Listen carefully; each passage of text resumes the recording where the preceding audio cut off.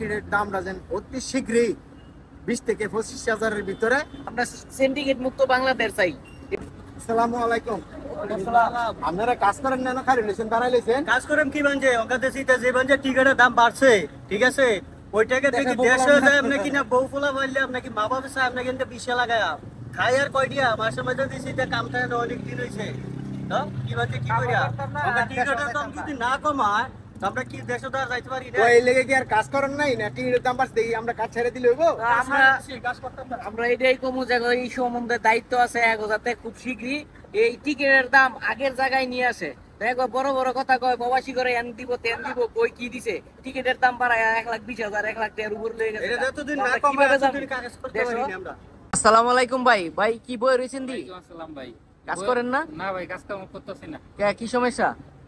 সমস্যা হয়েছে ভাই, 5-6 বছর হয়েছে আইসি বিদেশে। দেশে যাবো, এখন টিকিটের দাম যেই পরিমাণে বাড়তি হয়েছে বুঝছেন, এখন হয়তো ভাবছিলাম টিকিটের দাম 30-40 হাজার এরকম হবে, এখন দিয়ে 1 লাখ টাকার উপরে এনে আরো 60-70 হাজার টাকা আমি কই পাই বলেন তো? এরকম যদি টিকিটের দাম বাড়ায় রাখে তাহলে আমাদের প্রবাসীদের জন্য সমস্যা না? এই যে এত বছর ধরে বিদেশ আইছি, ভাবতেছি দেশে যাবো, এই টিকিটের দাম যদি এত হয় তাহলে কারণ কেমনে যাবো দেশে? এই জন্য মন মেজাজ ভালো না, কাজকর্ম করতেছি। আরে তখন কি সিন্ডিকেটের সমস্যা নাকি আপনি কই? বাংলাদেশে সব দিক থেকেই সমস্যা, আমাদের বাংলাদেশে সব দিক থেকেই ঝামেলা। তো আগে সরকার ভালো ছিল না ওখানে সরকার ভালো? কোন সরকারই তো ভালো দেখতেছি না আমি। ভালো হইলো কেমনে? যদি ভালো হইতো তাহলে টিকিটের দাম 1-1.5 লাখ কেমনে হয়? ও আচ্ছা, তো এই যারা আন্দোলন করছে যে ছাত্ররা সময় তো বড় বড় কথা কইছিল প্রবাসী গর লগে এন করবো তেন করবো, এখন তারা তো বড় বড় কথা বলছে, এখন এই কাজটা করে দেখাক, আমাদের প্রবাসীদের জন্য কিছু একটা করুক।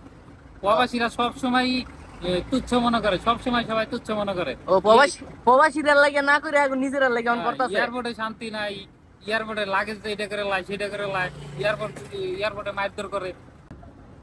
তো এটার খুব তীব্র নিন্দা জানাই আমরা। আসসালামু আলাইকুম। যারা এই টিকিটের দায়িত্ব আছে আছে, তো এদের উদ্দেশ্যে আমার কথাটা বলা যে আপনারা 1 লাখ 1.5 লাখ টাকার টিকিটের দাম বাড়ান, তা আমরা প্রবাসের বাড়িতে কাজ করে ভাত খাওয়ার জন্য, কাজ করে টাকা বাড়িতে পাঠানোর জন্য। তো আপনারা যদি টিকিটের এমন সিন্ডিকেট করেন তাইলে আমরা বছর 2 বছর থাকার পরে আমরা দেশে যাওয়ার টাইম হলে 2 লাখ টাকার টিকিট যদি কিনুন লাগে, তো আমরা কিভাবে দেশে বিদেশ আই এবং কি যাই? তো এটা আপনারা কাছে আমরা আবেদন এবং কি আবদার, টিকিটের দামটা যেন অতি শীঘ্রই 20 থেকে 25,000-এর ভিতরে ইনশাল্লাহ আপনারা আনেন। আমরা সিন্ডিকেট মুক্ত বাংলাদেশ চাই। এই টিকিটের ইয়ার মধ্যে যাতে কিন্তু সিন্ডিকেট না থাকে, প্রবাসী ধরে নিয়ে আগো আমরা নিয়ে আগো সিনেমিনি খেলতেছে, এটা আমরা কিন্তু সময় চাই না। সিন্ডিকেট মুক্ত বাংলাদেশ চাই। তো অনেকে হ্যাঁ টিকিটের দাম বাড়াইছে, অনেকে আমরা কাজ ছেড়ে দিলে থাকবো, তাহলে তার হইতো না, আমরা কাজ করতে হইব। আমরার কাজ তো আমরা অবশ্যই কাজ করতে হইব। আমরা কাজে যাই, কাজ করি সবাই মিলে, কাজ করে আমরা সরকারের কাছে আমরা আবেদন করবো এবং আবদার করবো যে টিকিটের দাম কমানোর জন্য। বাংলাদেশে আমরা ছুটিতে গেলে যে একটা টিকিট কিনলে 50,000 1 লাখ 2 লাখ টাকা লাগে, তাহলে আমরা কিভাবে ছুটিতে যাই আবার দেশে ফিরে এই দেশে আসি? সবাই যান, সবাই যাইয়া কাজ করে। ওকে, ওকে, ওকে, সবাই ভালো থাকবেন। ওকে, ওকে ভাইয়া।